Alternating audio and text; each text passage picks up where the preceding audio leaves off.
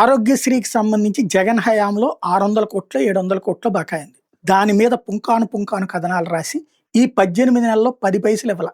జగన్ హయాంలోని 600 కోట్లు, 700 కోట్లు ఈళ్ళొచ్చాక మొదట్లో తీర్చారు. ఆ తర్వాత ఈ 18 నెలల నుంచి నెలకు 300 కోట్ల రూపాయలు చొప్పున డబ్బులు కట్టాలి. కట్టట్లేదు.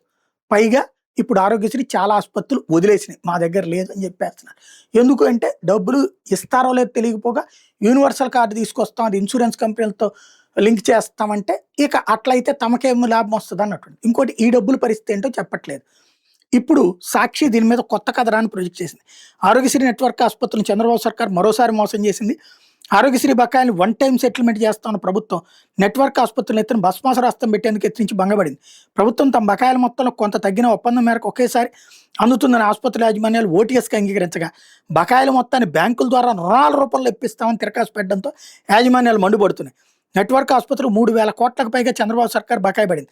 బకాయిల వసూలు కోసం ఆసుపత్రుల యాజమాన్యాలు ఏడాది సెప్టెంబర్ 15 నుంచి అక్టోబర్ 31 వరకు ఆరోగ్యశ్రీ సేవలను నిలిపేసి సమ్మెలోకి వెళ్ళాయి. బకాయిల కోసం ఆసుపత్రుల యాజమాన్యాలు రోడ్డెక్కి ర్యాలీలు, నిరసన కార్యక్రమాలు సైతం చేపట్టాయి.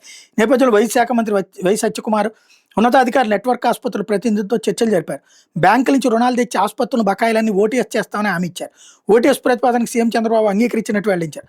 ప్రభుత్వమే ఓటీఎస్ ప్రతిపాదన తెరపైకి తేవడంతో మొత్తం బకాయిలను రాబట్టుకుని ఆరోగ్యశ్రీ పథకంతో తెగతంపులు చేసుకొచ్చిన ఆసుపత్రుల యజమాని భావించారు. కానీ సమ్మె విరమించాక చంద్రబాబు సర్కార్ దోకా ఇచ్చినట్టు తెలుస్తోంది. ఆరోగ్యశ్రీ బిల్లుని వన్ టైం సెటిల్మెంట్ చేసేందుకు ప్రభుత్వం 9,000 కోట్ల రుణానికి వేట ప్రారంభించింది. 3,000 కోట్లు.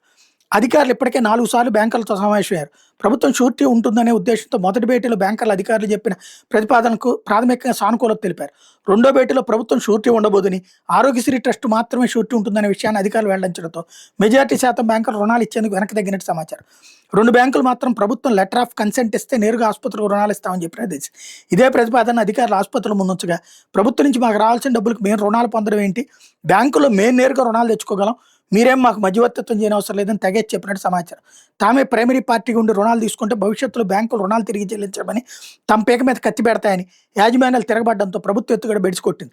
ఈ పరిణామాలతో 2 బ్యాంకులు ప్రభుత్వం షూరిటీ ఉంటేనే రుణాల అంశాన్ని పరిశీలిస్తామని తెగేసి చెప్పినట్టు సమాచారం. రుణం తెచ్చి బకాయి తీరుస్తామని చెప్పిన ప్రభుత్వం బ్యాంకులకు షూరిటీ ఇవ్వకపోవడంపై నెట్వర్క్ ఆసుపత్రుల యాజమాన్యాలు తీవ్ర ఆగ్రహం వ్యక్తమవుతోంది.